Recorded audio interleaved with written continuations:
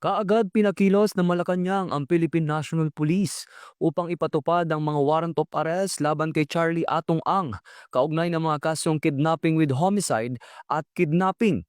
Ito ay matapos maglabas ng magkakahiwalay na warrant of arrest ang mga korte sa Santa Cruz at San Pablo, Laguna at Lipas City, Batangas.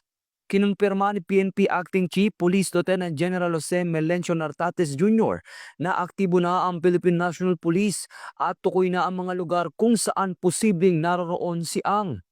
Ayon kay Police Lieutenant General Nartates, nakatalaga na ang mga team ng PNP upang ipatupad ang arrest warrant. Samantala, inatasan naman ni Palace Press Officer Attorney Claire Castro ang PNP na agarang ipatupad ang batas alinsunod sa direktiba ni Pangulong Ferdinand Marcos Jr. Ito ang bagong PNP para sa bagong Pilipinas, serbisyong mabilis, tapat at nararamdaman.